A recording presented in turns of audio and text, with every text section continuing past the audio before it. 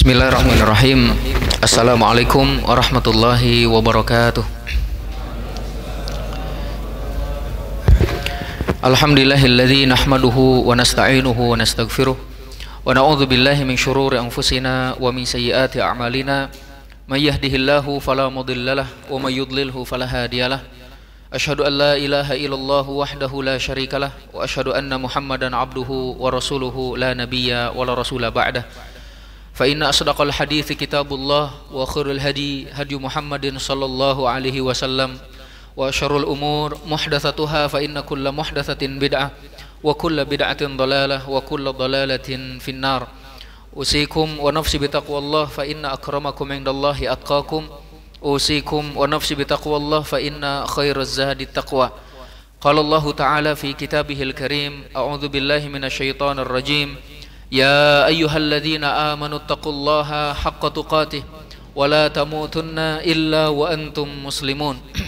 Wa qala ya ayyuhan nasu taqu rabbakumul ladzi khalaqakum min nafsin wahidah wa khalaqa minha zawjaha wa batha minhuma rijalan katsiran wa nisaa'a wattaqullaha alladzi tasaaluna bihi wal arham innallaha kana 'alaikum raqiba. وقال يا أيها الذين آمنوا اتقوا الله وقولوا قولا سديدا يصلح لكم أعمالكم ويغفر لكم ذنوبكم ومن يطع الله ورسوله فقد فاز فوزا عظيما. أما بعد. Hadirin bapak-bapak, ibu-ibu, mahasiswa, mahasiswi yang dimuliakan oleh Allah Subhanahu wa taala. Alhamdulillah, Allah Subhanahu wa taala telah menjadikan kita sebagai umat yang terbaik, umat yang senantiasa berpegang kepada Al-Quranul Karim, di mana Rasul kita Nabi Muhammad sallallahu alaihi wasallam pun dimuliakan oleh Allah dengan mendapatkan wahyu, yaitu ataupun dengan mendapatkan mukjizat yang paling baik dan mukjizat yang abadi, itu adalah Al-Quranul Karim. Rasulullah sallallahu alaihi wasallam imamnya adalah Al-Quran. Rasulullah sallallahu alaihi wasallam akhlaknya adalah Al-Quran. Penghias dada dan penghibur hatinya juga adalah Al-Quranul Karim. Penghilang kesedihannya juga adalah Al-Quranul Karim. Karena itu al-ikhwa azanallahu wa iyyakum, Al-Quranul Karim adalah mukjizat yang senantiasa kita baca dan juga banyak sekali keistimewaan berkaitan dengannya. Maka dalam kesempatan kali ini al-ikhwa azanallahu wa iyyakum akan kita bahas insyaallah adalah berkaitan dengan apa yang senantiasa kita lakukan terhadap Al-Quran ataupun kewajiban kita terhadap Al-Quranul Karim. Karena di hadapan saya adalah para penghafal Al-Quran, baik laki-laki ataupun perempuan. Semua yang hadir di sini insyaallah adalah para penghafal Al-Quran. Karena itu mestilah kita memahami dan mengetahui apa saja kewajiban kita terhadap Al-Quranul Karim. Al-ikhwah a'azinallahu wa iyyakum, sebelum kita bahas berkaitan dengan kewajiban terhadap Al-Quranul Karim, alangkah baiknya kita sampaikan, adakah kesamaan antara Al-Quranul Karim dengan kitab-kitab yang lainnya, baik itu Injil, Taurat, Zabur, al-ikhwajakallah, ataupun suhuf Nabi Musa dan Nabi Ibrahim alaihissalam. Apa sisi kesamaannya? Maka yang pertama, al-ikhwajakallah, sama sumbernya. Semua kitab tersebut berdasar dan bersumber dari Allah Subhanahu wa taala. Nanti silahkan dibuka di dalam surat Ali Imran ayat yang pertama sampai ayat yang keempat, di mana Allah Subhanahu wa taala menyebutkan di sana Allah telah menurunkan kepadamu Alkitab, yaitu Al-Quranul Karim, dan kemudian Allah juga menyebutkan Allah telah menurunkan Taurat.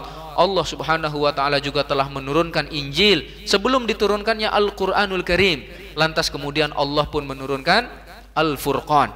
Berarti al-ikhwa azakallah, kitab-kitab yang ada sebelum Al-Quran pun sama sumbernya, yaitu adalah dari Allah Subhanahu wa ta'ala. Yang kedua, sisi kesamaannya adalah sama tujuannya.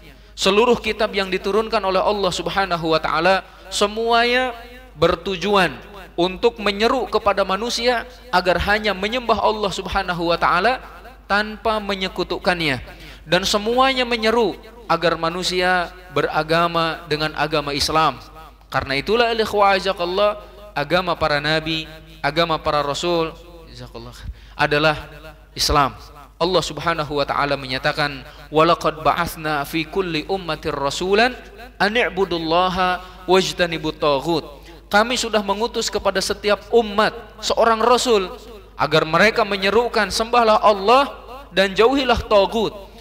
Atau dalam ayat lain, "Innad dina 'indallahil Islam." Bahwasannya agama yang diridhoi oleh Allah Subhanahu wa taala hanyalah Islam. Dari nabi yang pertama, dari rasul yang pertama sampai rasul yang terakhir, semuanya menyeru kepada Islam. Maka ini juga merupakan sisi kesamaan antara kitab kita Al-Quran dengan kitab-kitab yang ada sebelumnya. Yang selanjutnya dalam perkara akidah, Bapak sekalian, baik itu mencakup iman kepada perkara yang gaib, iman kepada para rasul, iman kepada hari kebangkitan, iman kepada hari akhir secara umum, maka semua kitab tersebut menyampaikannya. Alaihi. Selanjutnya juga semua kitab yang diturunkan oleh Allah Subhanahu wa taala menetapkan pahala dan siksa bagi setiap perbuatan yang dilakukan oleh manusia. Siapa yang melakukan kebaikan, maka pasti akan mendapatkan pahala. Tapi siapa yang mengerjakan keburukan, maka baginya adalah siksa. Sebagaimana Allah Subhanahu wa taala berfirman, "Am lam yunabba bima fi suhufi Musa wa Ibrahim alladhi waffa alla taziru waziratu wizra ukhra wa allaysa lil insani illa ma sa'a wa anna sa'yahu sawfa yura thumma yujzahul jazaa'al awfa." Ataukah belum diberitakan kepadanya apa yang ada di dalam suhuf Nabi Musa, suhuf Nabi Ibrahim, di mana Nabi Ibrahim adalah orang yang selalu menyempurnakan janji, senantiasa menepati janjinya. Allah taziru waziratu wizra ukhra, bahwasannya seseorang yang berdosa tidak akan pernah memikul dosa orang lain, dan bahwasannya seorang manusia tiada akan memperoleh balasan kecuali apa yang telah diusahakannya, dan bahwasannya usahanya itu kelak akan diperlihatkan kepadanya, kemudian dia akan diberi balasan dengan balasan yang paling sempurna. Itu adalah surat An-Najm ayat 36 sampai 41. Ini menunjukkan bahwa dalam suhuf Nabi Musa, suhuf Nabi Ibrahim itu menyebutkan tentang pahala dan dosa. Maka dalam Al-Qur'anul Karim pun sama, Bapak sekalian. Siapa yang berbuat kebaikan, dia akan mendapatkan 10 kali lipatnya. Siapa yang melakukan keburukan, maka balasannya adalah sesuai dengan perbuatannya. Selanjutnya juga al-ikhwah, bahwasanya seluruh kitab yang Allah Subhanahu wa taala turunkan semuanya menyeru kepada keadilan. Ya, semuanya menyeru kepada keadilan, dan ini ditegaskan oleh Allah Subhanahu wa taala, "Laqad arsalna rusulana bil bayyinat wa anzalna ma'ahumul kitaba wal mizan liyaquman nasu bil qist." Sesungguhnya kata Allah, kami telah mengutus rasul-rasul kami dengan membawa bukti yang nyata, dan telah kami turunkan bersama mereka Alkitab dan neraca keadilan supaya manusia bisa melaksanakan keadilan. Maka seluruh kitab, sekali lagi al-ikhwa azakullah, menyuruh kepada keadilan. Nah, sisi kesamaan lainnya al-ikhwa azakullah, seluruh kitab yang Allah Subhanahu wa taala turunkan, baik sebelum Al-Quran dan juga Al-Quranul Karim, itu adalah memerangi kerusakan dan juga penyimpangan. Kerusakan dalam segala hal, baik kerusakan akidah, kerusakan akhlak, kerusakan fitrah, ya, termasuk juga kerusakan sebagai contohnya adalah dalam permusuhan sesama manusia. Maka alaihi kita tegaskan saat ini, ya, seluruh kitab memerangi kerusakan. Maka Al-Quran pun seperti itu. Maka tidak benar jika dikatakan bahwa Al-Quran adalah sumber kerusakan, atau juga yang lebih keras lagi yang menyatakan bahwa kaum muslimin adalah biang ataupun juga benih-benih teroris. Justru Islam memerangi kerusakan, memerangi terorisme. Nah, bahkan seluruh kitab pun memerangi hal tersebut. Seluruh kitab pun menyeru kepada akhlak yang mulia. Tidak ada satu akhlak yang mulia pun kecuali disampaikan di dalam kitab tersebut, yang kemudian disempurnakan di dalam Al-Quranul Karim. Yang selanjutnya juga seluruh kitab yang diturunkan menetapkan beberapa macam ibadah. Nah, seperti sholat, kemudian zakat, ataupun juga puasa al-ikhwah azakallah, seperti Allah Subhanahu wa taala menyatakan dalam surat Al-Anbiya ya ayat yang ke-73 di mana disebut nama Al-Anbiya, surat Al-Anbiya karena menceritakan kisah para nabi. Allah menyatakan waja'alnahum a'immatan yahduna bi amrina wa auhayna ilaihim fi'lal khairat wa iqamas shalah wa ita'az zakah wa kanu lana 'abidin. Bahwa kami, kata Allah Subhanahu wa taala, telah menjadikan mereka. Di sini ketika Allah menceritakan Nabi Ibrahim diberi keturunan ya dari Ishak, kemudian dari Ishak diberi keturunan itu adalah Yakub. Jadi anak Nabi Ibrahim adalah Ishak, putranya Ishak adalah Yakub. Allah telah menjadikan mereka sebagai pemimpin-pemimpin yang memberi petunjuk dengan perintah kami, dan telah kami wahyukan kepada mereka untuk mengerjakan kebaikan, kemudian mendirikan sholat, menunaikan zakat, dan hanya kepada kamilah mereka selalu menyembah. Sholat, zakat, semenjak Nabi Ibrahim alaihissalam, semenjak zaman Nabi Ishak, Nabi Yakub, selanjutnya juga pada zaman ataupun kepada Nabi Ismail, Allah Subhanahu wa taala menceritakan tentangnya, wa kana ya'muru ahlahu bis salati waz zakati wa kana 'inda rabbih mardiyya, bahwa Nabi Ismail alaihissalam menyuruh keluarganya, satu, salat, dua, zakat, dan beliau adalah seorang yang diridhoi di sisi Allah Subhanahu wa taala. Nabi Musa alaihissalam, Allah berfirman, ya Allah menyatakan kepadanya, innani anallahu la ilaha illa ana fa'budni wa aqimis salata li dzikri. Wahai Musa, sesungguhnya aku adalah Allah. Jadi al-ikhwah azakallah, kita diperkenalkan oleh pencipta kita bahwa nama pencipta kita adalah Allah. Sesungguhnya aku adalah Allah, tidak ada ilah yang berhak disembah kecuali aku, maka sembahlah aku dan dirikanlah sholat untuk mengingatku. Kepada Nabi Isa alaihissalam, Allah menyatakan dalam surat Maryam, wa awsani bis salati waz zakati ma dumtu hayya, bahwa aku telah diperintahkan oleh Allah untuk sholat, untuk menunaikan zakat selama aku masih hidup.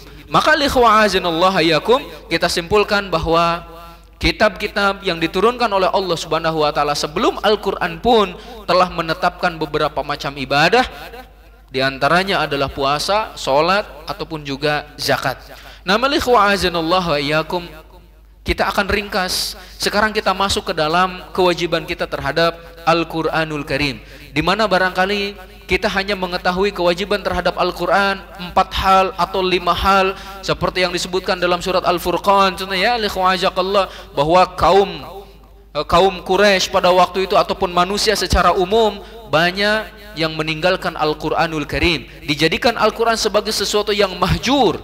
Itu baik tidak dibaca, baik kemudian tidak didengarkan, tidak mau berobat dengannya, tidak diamalkan dan sebagainya. Maka dalam kesempatan kali ini al-ikhwa azakallah, mudah-mudahan akan lebih banyak lagi kita kupas kewajiban kita terhadap Al-Quranul Karim. Maka yang pertama al-ikhwa azanallah wa iyyakum, kewajiban pertama terhadapnya adalah beriman. Al-ikhwa azakumullah, iman kepada Al-Quranul Karim dan iman kepada kitab yang Allah Subhanahu wa taala turunkan secara umum adalah salah satu rukun iman dan juga usul akidah, di mana tidak sah keimanan seseorang tanpa beriman kepada Alkitab, tanpa beriman kepada Al-Quran, dan tanpa beriman kepada kitab-kitab lain yang diturunkan oleh Allah Subhanahu wa taala. Allah Subhanahu wa taala berfirman, ya ayyuhalladzina amanu aminu billahi wa rasulihi wal kitabil ladzi nazzala ala rasulih wal kitabil ladzi anzala min qabl wa may yakfur billahi wa malaikatihi wa kutubihi wa rusulihi wal yaumil akhir faqad dhalla dhalalan ba'ida. Wahai orang-orang yang beriman, berimanlah kalian. Siapapun yang menyangka dan mengaku sudah beriman, maka kembali Allah menyatakan berimanlah kalian.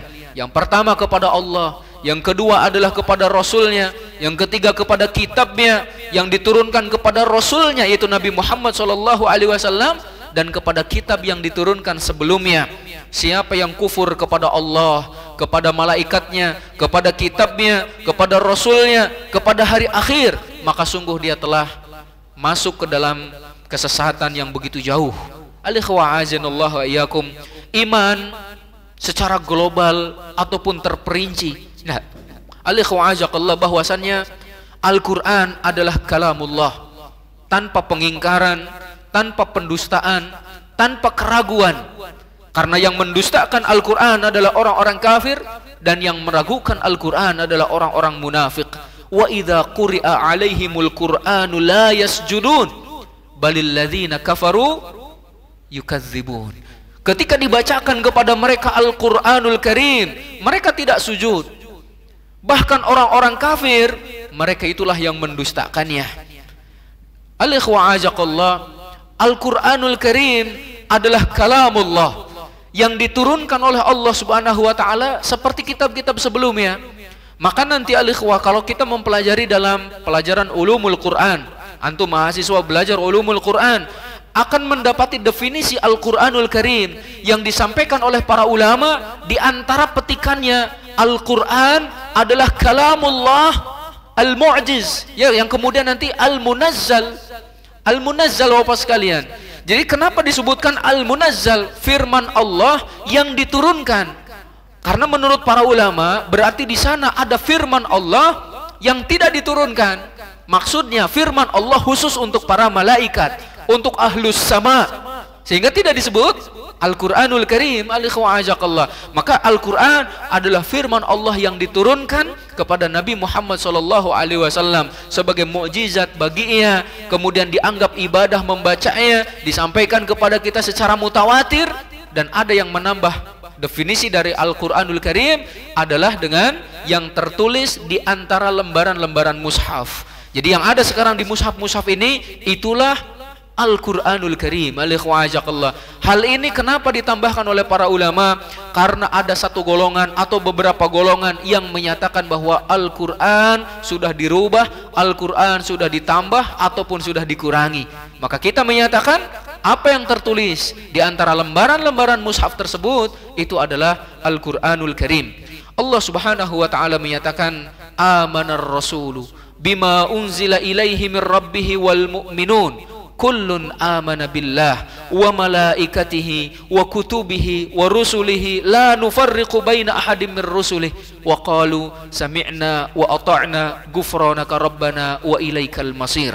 Bahwasanya Rasul telah beriman dengan apa yang diturunkan kepadanya dari Tuhannya, dan juga orang-orang beriman, semuanya beriman kepada Allah, kepada malaikat-malaikatnya, kepada kitab-kitabnya, rasul-rasulnya, tanpa membedakan satu dari yang lainnya. Kemudian mereka menyatakan sami'na wa ata'na, kami mendengar dan kami taat. Ya Allah, aku memohon dan kami memohon ampunanmu, sesungguhnya kepadamulah kami akan dikembalikan. Al-ikhwah a'azanallahu wa iyyakum, Al-Qur'anul Karim seperti tadi disampaikan diturunkan dari Allah Subhanahu wa taala. Jadi bukan buatan Nabi Muhammad sallallahu alaihi wasallam. Walladzina atainahumul kitab ya'lamuna annahu munazzalun mir rabbik. Munazzalun mir rabbik bil haqq fala takunanna minal mumtarin.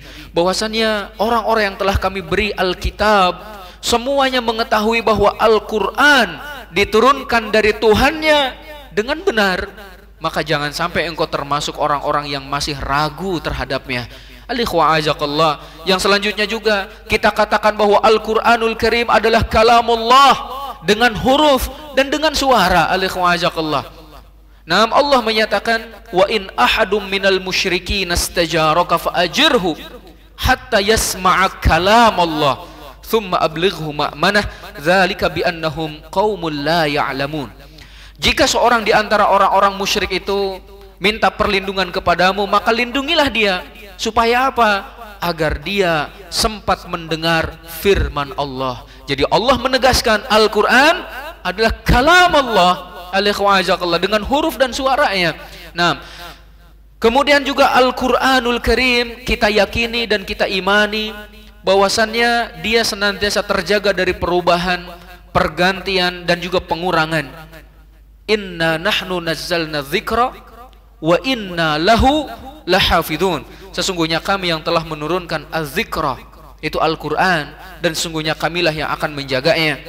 Kita beriman juga bahwasanya Al-Quranul Karim berasal dari Allah dan akan dikembalikan kepada Allah.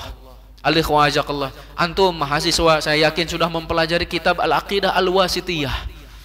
Maka salah satu isi di dalamnya itu tersebut, alikhwajakallah, dinyatakan Al-Quran itu minhu bada wa ilaihi ya'ud. Jadi Al-Quran adalah kalamullah minhu bada wa ilaihi ya'ud. Al-Quran adalah firman Allah, darinya berasal, kepadanya akan dikembalikan.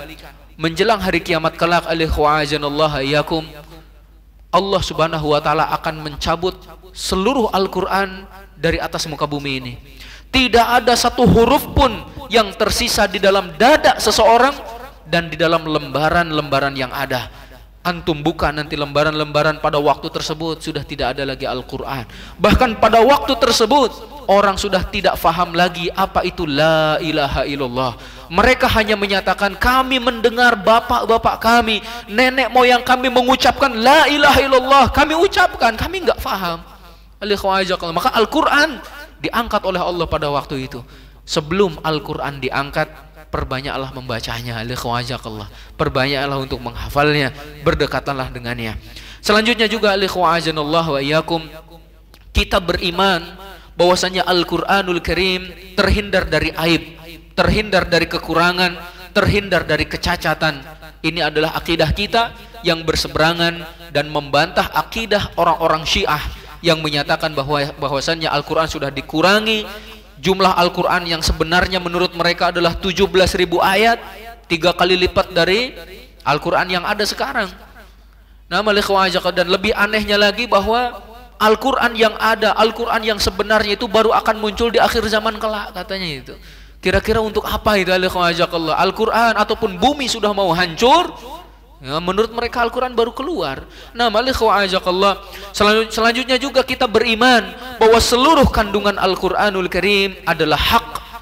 Semuanya berasal dari Allah subhanahu wa ta'ala. Nazzala alaikal kitaba bil haq, bahwa Allah telah menurunkan Al-Quran dengan benar.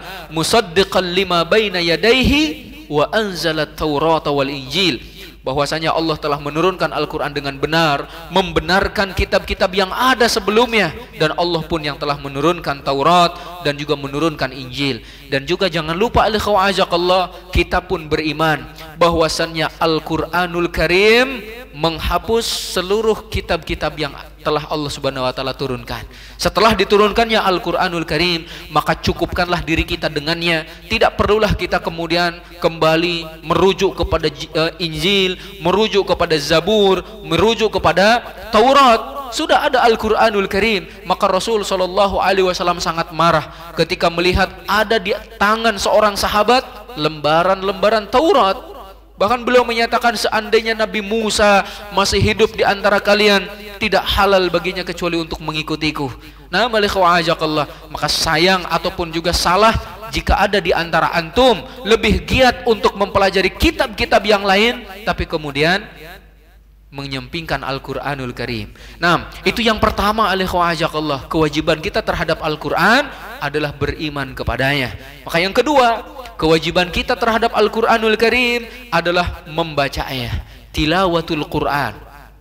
Allah subhanahu wa ta'ala berfirman, innama umirtu an a'buda rabba hadhil baldatil ladzi harramaha wa lahu kullu syai' wa umirtu an akuna minal muslimin wa an atluwal Qur'an faman ihtada fa innama yahtadi li nafsihi wa man dhalla fa innama yadhillu 'alaiha wa man dhalla faqul innama ana minal mundzirin. Allah Subhanahu wa taala berfirman, ini menceritakan tentang Nabi Muhammad SAW, bahwasanya aku hanya diperintahkan untuk menyembah Tuhan negeri ini, yaitu Mekah, yang telah menjadikannya suci dan kepunyaannya lah segala sesuatu, dan aku diperintahkan termasuk orang-orang muslim. Apalagi perintah Allah pada Nabi Muhammad SAW adalah untuk membaca Al-Quranul Karim. Maka barang siapa yang mendapatkan petunjuk, maka sesungguhnya ia hanyalah mendapatkan petunjuk untuk kebaikan dirinya. Dan siapa yang tersesat, maka katakanlah sesungguhnya Aku tidak lain hanyalah seorang pemberi peringatan. Nah, jadi kewajiban kita adalah membaca Al-Quranul Karim. Wa Qur'anan faraqnahu litaqra'ahu 'alan nas 'ala muqthi wa nazzalnahu tanzila. Bahwasannya Al-Quran itu telah kami turunkan secara berangsur-angsur. Untuk apa? Agar kamu membacakannya secara perlahan-lahan kepada manusia, dan kami menurunkannya sebagian demi sebagian. Diturunkan Al-Quran secara berangsur-angsur adalah untuk menguatkan hati Nabi Muhammad SAW, untuk menguatkan hati kita sebagai kaum muslimin, dan juga agar kita membacanya dengan tartil. Nah, tadi disebutkan wa an atluwal Quran. Aku diperintahkan untuk tilawah Al-Quranul Karim. Apakah ada perbedaan antara tilawah dengan qiraah? Nah, kita sering mengatakan qiraah, tapi juga tilawah. Adakah sisi perbedaannya? Sebelumnya saya sampaikan contohnya firman Allah Subhanahu wa taala, wasyamsi waduhaha wal qamari idza talaha. Apa makna talaha? Yang tahu boleh pulang setelah selesai kajiannya. Wal qamari idza talaha. Apa makna talaha? Coba buka. Antum hafal Quran, buka di otaknya. Nah, apa makna dari talaha? Dan ketika bulan mengikutinya. Nah, berarti tilawatul Quran bukan sekedar membaca. Ikuti bacaan antum dengan pemahaman yang kemudian nanti diamalkan, maka dinamakan tilawatul Quran. Nah, bukan sekedar membaca. Wa an atluwal Quran. Nah, sebagian para ulama bahasa mereka membedakan antara qiraah dengan tilawah. Kalau qiraah bisa untuk satu kata, bahkan untuk satu huruf, itu qiraah. Contoh, ini huruf apa contohnya? Alif ataupun ba, ataupun kalau alfabet A, B, C, A contohnya dia, itu dikatakan membaca. Tapi kalau tilawah tidak bisa dikatakan tilawah kecuali dua kata lebih. Bacaan demi bacaan dinamakan tilawah. Nah, maka seorang penghafal Al-Quran, mereka pengemban Al-Quranul Karim, setiap hari senantiasa membasahi lidahnya dengan tilawatul Quran, menghiasi hatinya dengan bacaan-bacaan Al-Quranul Karim. Masya Allah. Di antara faidah membaca Al-Quranul Karim, hati kita akan hidup, ya, mendapatkan pahala yang berlipat setiap hurufnya. Kemudian juga itu merupakan perniagaan yang tidak akan pernah merugi, seperti yang Allah Subhanahu wa taala sampaikan, innallazina yatluna kitaballah wa aqamus shalah wa anfaqu mimma razaqnahum sirran wa alaniyah yarjuna tijaratan lan tabur. Jadi di sini pun Allah menyatakan dengan kata tilawah, innalladzina yatluna kitaballah. Sesungguhnya orang-orang yang membaca kitabullah, mendirikan sholat, menunaikan ataupun menginfakkan sebagian apa yang telah kami rizkikan kepada mereka, baik secara terang-terangan ataupun sembunyi-sembunyi, mereka mengharapkan perniagaan yang tidak akan pernah merugi.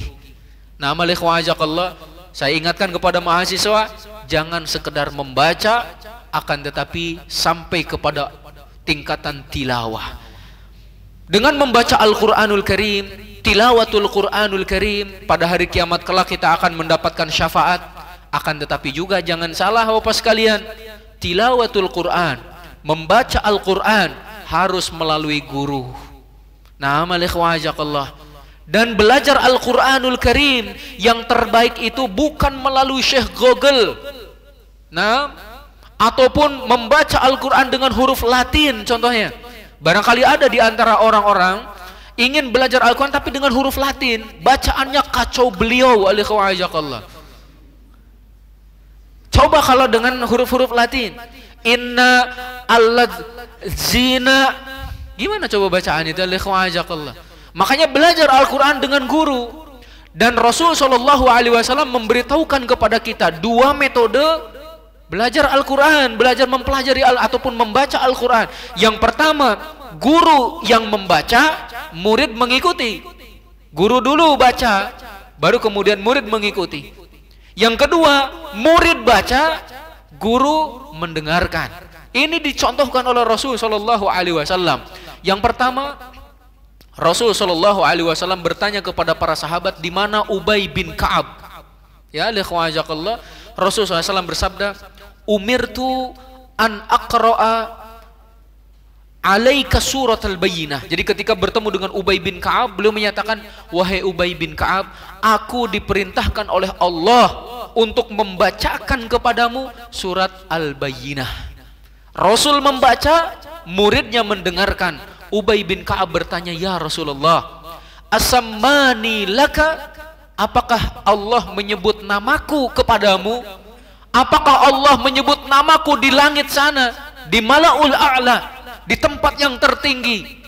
Rasulullah SAW menyatakan, na'am sammakallahu li, benar Allah menyebut namamu kepadaku. Maka Ubay bin Ka'ab pun menangis. Dibacakanlah surat Al-Bayyinah kepada beliau. Guru membaca, murid mendengarkan. Sekarang yang kedua, murid membaca, guru mendengarkan. Rasul Shallallahu Alaihi Wasallam bersabda kepada Ibnu Mas'ud, contohnya, wahai Ibnu Mas'ud, bacalah. Akhirnya beliau pun membaca surat An-Nisa. Nah, beliau guru mendengar, tapi murid yang membaca. Sampai kemudian Rasul Shallallahu Alaihi Wasallam menangis, ya, karena merenungi, ya, kandungan daripada ayat yang dibaca oleh Ibnu Mas'ud. Siapa yang kesulitan dalam membaca Al-Quranul Karim, baik karena faktor usia atau karena dia sakit, contohnya sakit di lidahnya. Mungkin di antara mahasiswa hari ini ada yang sakit, ada yang jadwal sakit. Nah, nah, barangkali ada yang sedang sakit, entah itu sariawan, ya, tapi kemudian dia terus membaca Al-Quran dengan kesulitan, ya, dengan terbata-bata seperti itu, atau juga karena nafasnya pendek, itu dengan beragam alasan, tapi dia terus mempelajari Al-Quranul Karim, baginya 2 pahala.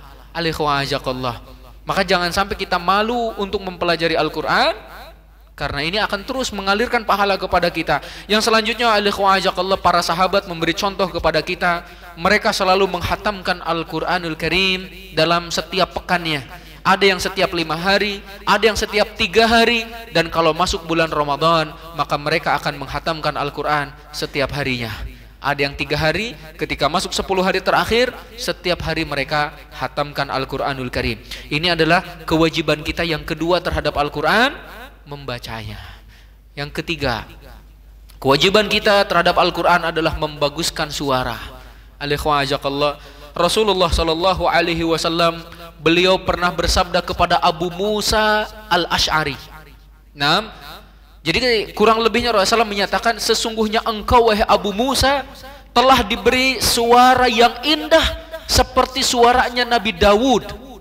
Ya, kalau Nabi Dawud sedang membaca Taurat, sedang membaca Zabur, ya, maka burung-burung yang ada terdiam mendengarkan bacaannya.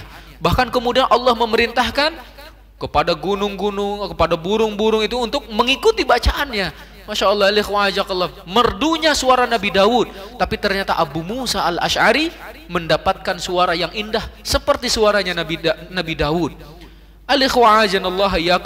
Ibnu Abi Mulaikah, ya, beliau pernah bertemu dengan sekitar 30 orang sahabat. Ya, beliau ketika ditanya, bagaimana jika seseorang tidak memiliki suara yang bagus, suaranya pas-pasan, itu nggak bagus. Kata Ibnu Abi Mulaikah, dia harus berusaha membaguskan suaranya semampunya. Nah, semampunya. Kalau antum sering belajar menyanyi, kadang, ya, entah itu nasyid, di lantai 3 itu kadang kan ada suara-suara indah itu dari atas sampai ke bawah, itu coba sekarang diganti dengan membaguskan suara untuk Al-Quranul Karim. Na'am likhwa'ajanallah iyyakum. Karena Rasul sallallahu alaihi wasallam memberitahukan kepada kita, Allah senang mendengarkan bacaan dengan suara yang indah dari kalian daripada kalian mendengarkan seorang biduan yang sedang menyanyi. Alikhwa'ajakallah. Tapi juga yang harus kita perhatikan, na'am alikhwa'ajakallah, sebagian orang ingin suaranya seperti Syekh Musyari Rashid Al-Afasi. Sebagian orang ingin suaranya seperti Syekh Suraim, seperti Syekh Sudais, tapi makharijul hurufnya kacau. Nah, ini juga menyiksa makmum. Alikhwa'ajakallah. Apalagi makmumnya beliau sudah memiliki sanad sampai Rasul sallallahu alaihi wasallam. Jadi dia meniru-niru suara Imam Masjidil Haram, tapi idgham dibaca iqlab, mad tabi'i dibaca mad arid li sukun. Apa yang akan terjadi?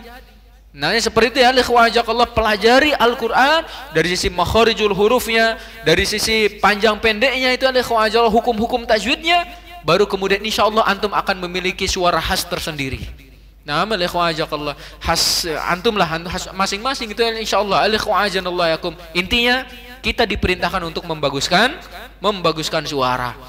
Yang keempat, kewajiban kita terhadap Al-Quranul Karim adalah mendengarkan dan memperhatikan. As-sama' was-tama' wal-insat, gitu ya. Jadi as-sima' jadi mendengar, kemudian memperhatikan. Al-ikhwa'azanallahu wa iyyakum. Tadi sudah saya singgung bahwa Rasul sallallahu alaihi wasallam pernah mengatakan kepada Abdullah ibn Mas'ud, "Wahai Abdullah ibn Mas'ud, bacalah Al-Qur'an untukku." Abdullah bin Mas'ud bertanya, "Ya Rasulullah, apakah aku membacakannya kepadamu sedangkan Al-Quran itu diturunkan kepada engkau?" Kata Rasul sallallahu alaihi wasallam, "Aku ingin mendengarkannya dari orang lain."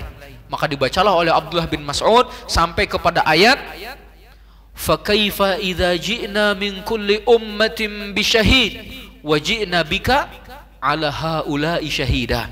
Bagaimana jika nanti pada hari kiamat kami mendatangkan kepada setiap umat seorang saksi, seorang rasul, dan kami mendatangkan engkau sebagai saksi bagi semuanya. Rasulullah SAW kemudian menyatakan kepada Abdullah bin Mas'ud, "Amsik, tawaqqaf," gitu ya, berhenti, cukup sampai di sini. Abdullah bin Mas'ud melihat Rasul sallallahu alaihi wasallam, fa idza ainahu tadzrifan.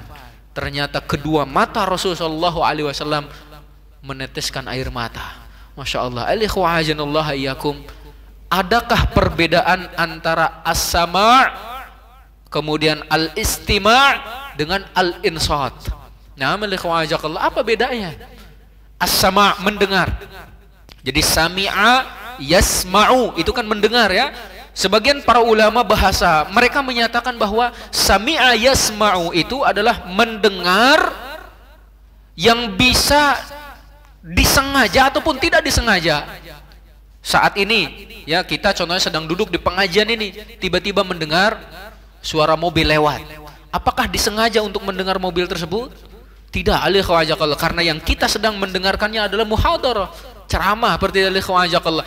Mendengar disengaja ataupun tidak disengaja itu dinamakan sama', as-sama', ya, mendengar. Dan dalam mendengar ini nanti alikhwa'ajakallah, di dalam Al-Quranul Karim Allah menyebutkan ada 3 tingkatan mendengar seperti ini ya alikhwa'ajakallah. Yang pertama, mendengar tanpa memahami, jadi sekedar mendengar saja, seperti seorang bayi yang baru dilahirkan atau beberapa minggu lahir atau baru beberapa bulan lahir, contohnya itu alikhwa'ajakallah, dia mendengar ada suara akan tetapi tidak memahami. Maka siapa yang hadir di pengajian mendengar ada suara dari pengeras suara tapi nggak faham, mirip bayi. Alikhwa'ajakallah, nggak faham. Bayi mendengar tapi nggak faham. Allah mempermisalkan dalam Al-Quranul Karim, "Wa mathalul ladzina kafaru kamathalil ladzi yan'iku bima la yasma'u illa du'a wa nida'a summum bukmun umyun fahum la ya'qilun." Perumpamaan orang-orang yang menyeru orang kafir itu adalah seperti penggembala yang memanggil binatang Ya, yang mana binatang tersebut tidak mendengar selain panggilan dan seruan saja. Mereka tuli, mereka bisu, ya, mereka buta, maka oleh sebab itu mereka tidak mengerti. Alikhwajakallah, kalau saya tanya kepada mahasiswa nih, siapa yang bisa suara ayam? Ada yang bisa? Coba satu orang, gimana suara ayam? Kalaupun ada yang mempraktekkan, itu bukan suara ayam. Kalaupun mirip, 100% mirip, bukan suara ayam. Ayam dipanggil oleh kita, menghampiri, hanya sekedar mendengar, nggak paham. Coba antum ngobrol dengan ayam, emang bisa? Nah, jadi hanya sekedar mendengar, tapi tidak memahami. Ini tingkatan pertama, mendengar tanpa memahami. Yang kedua, dalam Al-Quran disebutkan mendengar dan memahami. Afatatma'una ayyu'minu lakum wa qad kana fariqum minhum yasma'una kalam Allah thumma yuharrifunahu min ba'di ma aqaluhu wa hum ya'lamun. Jadi alikhwajakallah, apakah kamu masih mengharapkan mereka untuk beriman kepadamu, padahal segolongan dari mereka mendengar firman Allah? Ingat, mendengar firman Allah. Orang-orang kafir itu ada yang mendengar firman Allah, lalu mereka merubahnya setelah mereka memahaminya. Sedang mereka mengetahui, dengar, faham, tapi orang-orang kafir menggunakannya untuk merubah firman Allah Subhanahu wa taala, baik yang dirubah hurufnya ataupun maknanya. Dan yang ketiga yang lebih baik, alikhwajakallah, mendengar, memahami, diikuti dengan iman. Masya Allah, alikhwajakallah, ya, mendengar, memahami, diikuti dengan iman. Allah menyatakan, innama yastajibul ladzina yasma'un wal mauta yab'athuhumullah thumma ilaihi yurja'un. Hanya orang-orang yang mendengar saja yang akan mematuhi seruan Allah, sedangkan orang-orang yang mati hatinya akan dibangkitkan oleh Allah, kemudian kepadanya lah mereka dikembalikan.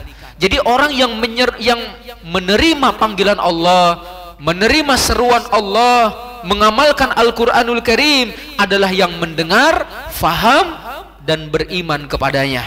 Nah, alikhwajakallah, adapun berkaitan dengan istama', ya, istama'a, maka disebutkan oleh para ulama bahasa, alikhwajakallah, istama'a itu bermakna mendengar, akan tetapi dengan satu maksud dan tujuan. Jadi disengaja tentu. Jadi mendengarkan satu hal dengan tujuan, yang kemudian dengan niat untuk mengambil manfaat ataupun faidah. Maka Allah Subhanahu wa taala memberi contoh di dalam Al-Qur'anul Karim, wa id sarafna ilaika nafaram minal jin. Lanjutkan. Yastami'unal Qur'an. Falamma hadaruhu qalu ansitu falamma qudiya wallau ilaihim wallau ila qaumihim munzirin. Jadi alikhwajakallah, ingatlah kata Allah ketika kami hadapkan sekelompok jin kepadamu. Untuk apa? Apakah untuk yasma'unal Qur'an? Tidak, yastami'una, ya. Wa id sarafna ilaika nafara minal jin yastami'un. Mendengar untuk mengambil faidah, untuk diamalkan. Yastami'unal Qur'an. Ketika mereka datang, mereka menyatakan ansitu, dengarkan, perhatikan dengan seksama. Ketika selesai, mereka kembali kepada kaumnya untuk memberi peringatan. Maka alikhwajakallah, mahasiswa yang yastami'un, ya, yang yastami'un, maka nanti akan pulang kepada kaum mereka masing-masing untuk memberi peringatan. Tapi kalau di ma'had hanya sekedar yasma'un, hanya sekedar mendengar, pulang ke kampung untuk dirinya sendiri, ya alikhwajakallah, nggak mau ditugaskan, itu ya alikhwajakallah. Dan juga yang menjadi kita heran itu alikhwajakallah, ada seseorang yang mungkin kalau dari si gelar dia sudah profesor, doktor gitu ya, tapi ternyata beliau menyatakan saya mau pensiun, saya mau di rumah saja. Nah, mungkin selama ini dia hanya sekedar yasma', hanya sekedar mendengar. Makanya antum jangan sekedar mendengar, tapi yastami'un. Nah, mendengar untuk mendapatkan faidah dari kita, kemudian falamma qudiya wallau ila qaumihim mundzirin. Ingat sebentar lagi antum akan lulus. Yang antum pikirkan bukan menikah, tapi tugas antum adalah dakwah. Nah, Allah, jangan berhenti karena menikah boleh, silakan ya Allah, fastabiqul khairat. Tapi kemudian jangan meninggalkan dakwah. Yang selanjutnya juga Allah, tadi ada al-insat wa ansitu. Allah berfirman, wa idza quri'al Qur'an fastami'u lahu wa ansitu la'allakum turhamun. Dalam ayat ini pun Allah menyatakan istami'u, baru kemudian wa ansitu diakhiri dengan la'allakum turhamun, agar kalian mendapatkan rahmat. Al-insat, menurut sebagian para ulama bahasa, mereka menyatakan maknanya adalah meninggalkan seluruh kesibukan, ya, seluruh perkara yang akan menghalangi dirinya dari mendengar, ya, kemudian dia mengosongkan semuanya, dia mempersiapkan segala sesuatunya untuk mendengar apa yang akan disampaikan, sehingga ketika Al-Quran dibacakan kepadanya, dia sudah siap menerima 100%, dia siap memahaminya, dan dia pun akan mengamalkannya. Makanya tidak heran kalau Allah menyatakan la'allakum turhamun. Setelah kalian mendengar, mengambil manfaat, kalian akan mengerjakannya. Masya Allah. Wa iyyakum. Wa idza quri'al Qur'an fastami'u lahu wa ansitu la'allakum turhamun. Nah, iyyakum. Kita lanjut. Tadi baru 4. Saya sudah menulis sekitar 30 kewajiban. Waktunya habis. Nah, Masya Allah. Nah, yang kelima, kewajiban kita terhadap Al-Quranul Karim adalah khusyuk. Ya, khusyuk. Saat kita membaca, usahakan anggota tubuh kita yang lainnya pun adalah ikut khusyuk. Nah, idza khasha'at qalbuhu, kata Rasulullah ketika melihat seorang yang sedang sholat, kata Allah pada waktu itu orang yang sedang sholatnya berjenggot, sedang sholat tapi mainin jenggot, gitu ya, sedang sholat mainin jenggot. Kata Rasulullah SAW, lau khasha'at qalbuhu la khasha'at jawarihuhu. Kalau hatinya khusyuk, anggota tubuhnya pun akan khusyuk. Maka mahasiswa kalau lagi baca Quran tapi tangan yang satunya apa gitu ya, ataupun juga baca Quran tapi matanya kemana-mana, itu belum khusyuk. Coba sekarang baca Al-Quran dengan khusyuk, bahwa kita sedang berbicara dengan Allah Subhanahu wa taala. Lau anzalna hadzal Qur'ana ala jabal la ra'aitahu khashi'an mutasaddi'an min khasyatillah wa tilkal amsalu nadribuha linnas la'allahum yatafakkarun. Seandainya kami menurunkan Al-Quran kepada gunung, niscaya kamu akan melihatnya tunduk terpecah karena takut kepada Allah. Begitulah perumpamaan yang dibuat oleh Allah agar mereka bisa berfikir. Nah, atau dalam ayat lain Allah menyatakan, alam ya'ni lilladzina amanu an takhsha'a qulubuhum li dzikrillah. Belum datangkah waktunya bagi orang-orang beriman untuk khusyuk hatinya, untuk mendengarkan peringatan Allah. Li dzikrillah, sebaik-baik peringatan Allah, sebesar-besar peringatan Allah itu adalah Al-Quranul Karim. Maka ketika dibaca Al-Quran, ketika datang Al-Quranul Karim, khusyukkan hati kita, khusyukkan anggota tubuh kita. Hindarkan semua kesibukan-kesibukan yang ada. Nah, jangan kemudian saat ini mungkin di antara antum ada yang memikirkan diturunkan larangan mudik lagi. Jangan mikirin itu. Udah baca Al-Quranul Karim. Yang keenam, menangis karena memahaminya. Nah, Allah Subhanahu wa taala berfirman, "Qul aminu bihi aw la tu'minu innal ladzina utul ilma min qablih idza yutla 'alaihim yakhirruna lil adqani sujada wa yaquluna subhana rabbina in kana wa'du rabbina lamaf'ula wa yakhirruna lil adqani yabkun wa yaziduhum khusyu'a." Masya Allah. Katakanlah berimanlah kamu kepadanya atau tidak usah beriman, sama saja bagi Allah. Sesungguhnya orang yang diberi pengetahuan sebelum Al-Quranul Karim, ya, jadi apabila Al-Quran dibacakan kepada mereka, mereka menyungkur atas muka mereka sambil bersujud. Mereka berkata, Maha suci Allah, sesungguhnya janji Allah pasti akan dipenuhi. Mereka menyungkur atas muka mereka sambil menangis dan mereka bertambah khusyuk. Mari kita tanya kepada kita masing-masing, selama ini kita mempelajari Al-Quranul Karim, bertahun-tahun kita membacanya, sudahkah kita menangis karenanya? Karena salah satu tanda semakin mengerasnya hati adalah ketika semakin sulit untuk mengeluarkan air mata. Dan tentu penyebab kerasnya hati adalah karena banyaknya dosa.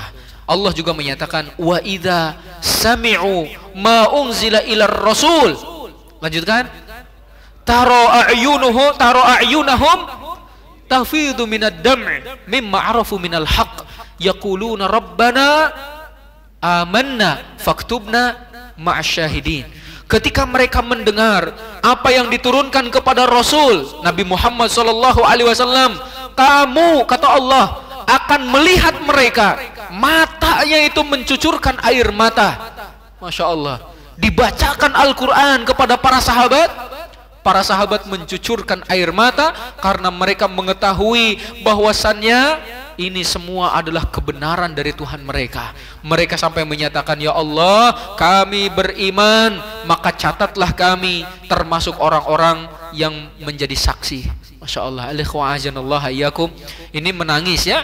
Yang ketujuh adalah menghafalnya. Syuruk jam berapa Pak Ji? Sudah lewat. Sudah lewat ya.